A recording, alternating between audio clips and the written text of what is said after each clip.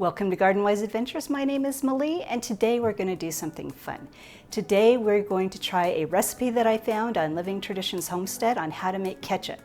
Now, I love ketchup, and so do all of my kids. Although they don't live here anymore, they live close enough that I actually take stuff that I've canned to them. As I've said, I've never tried ketchup, and I've had several different problems for doing that. Number one, the recipe for Living Traditions Homestead, which I'll link down below, and I'll link the video up above, calls for 25 pounds of tomatoes. Now, I don't have enough room in my freezer for 25 pounds of tomatoes, and I also don't have a roaster, I just have a crock pot. And this time I decided I was just gonna try half a recipe because I was able to fit 12.5 pounds of tomatoes in my freezer.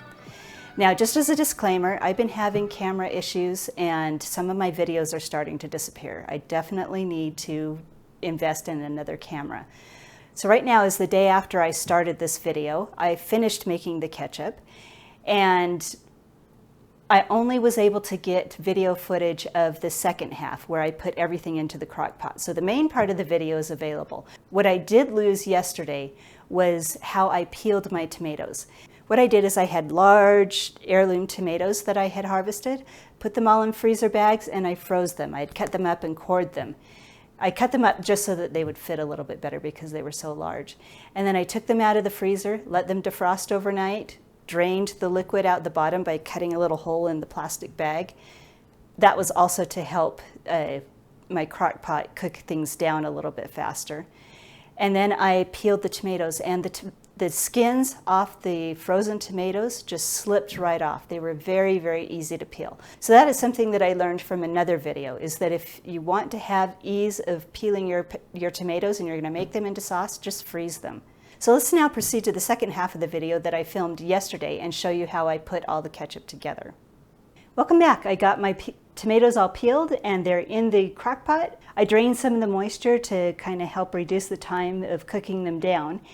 And I have all my ingredients out.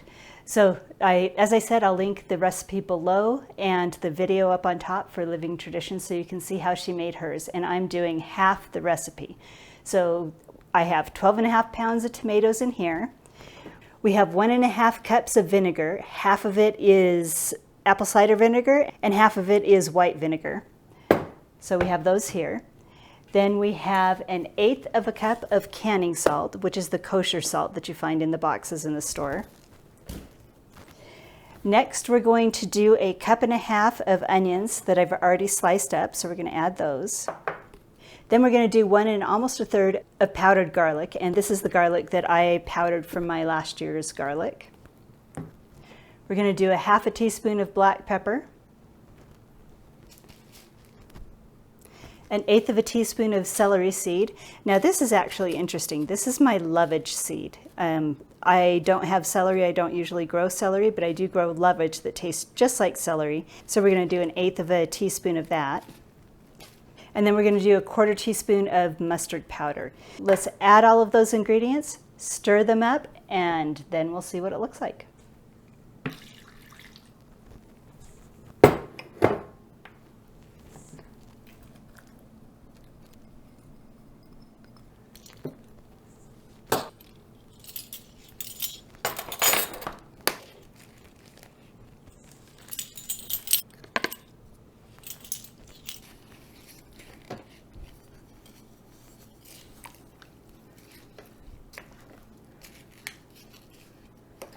Now I put that on high, put the lid on it. I'm gonna let it come up to a boil, get it cooking. Then I'm gonna put it on low and let it cook all the way down. I'll take the lid off to let it cook down. So it's gonna be, I don't know how many hours or even maybe a day for it to cook down, but I will be back when it's done. So we're back again, and I wanted to talk to you a little bit about the finished product and what I have learned. Now, the reason I wanted to peel my tomatoes is the blender that I've had in the past did not ever blend up the peels good enough to make it a palatable food. I've done stuff in the past where I've cooked tomatoes up with the skins on them and then blended it, and what I got was shards of tomato peels. And when I say shards, they were sharp and pokey and you couldn't swallow them. So I had to strain all of the tomato peels out, which was a horrible pain. So I had just recently purchased this blender from a friend of mine.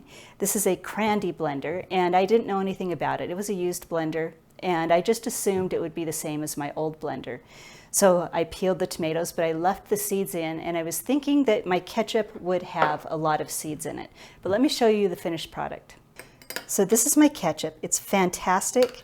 I think it's an excellent texture, and the seeds are absolutely gone. So the Crandy blender, this is the Crandy blender. I don't know about recommending them. I've loved it so far. It's been really a good blender. I don't know much about it. As I said, I bought it used. But the seeds are gone. Made a wonderful smooth sauce. I got 5 pint jars of ketchup out of the half batch that I made. And then I decided, I need to see what that Crandy blender can do and if I really seriously need to peel my tomatoes at this point. So what I did is I took 5 paste tomatoes that I had and just stuck them whole in the blender. I took the core out, stuck them whole raw in the blender just to see what would happen. Blended it up. There are no seeds and there are no skins. This is perfectly smooth, and I'm going to put it in the freezer for my next batch. Now, as for the flavor of this ketchup, it is amazing. It is very comparable to Heinz ketchup, like the video that I linked above said. It's wonderful. Now, I am on a sugar-free diet, and I did use erythritol and monk fruit instead of sugar, and it turned out perfect.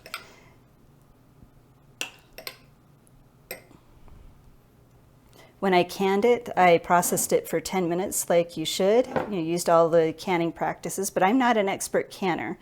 I have canned for years, but I'm not known to research all the latest best practices, so I didn't show you how I canned it. You can learn how to can on different videos. But it's going to be wonderful, and I'm absolutely going to make more. So now that we've showed you the ketchup, and I know that I love this, I know I'm actually going to start making more. And I want to ramp up my production. I used to only limit myself to 8 tomatoes, to 6 to 8 tomato plants, because I knew that I wouldn't process that much sauces or anything like that.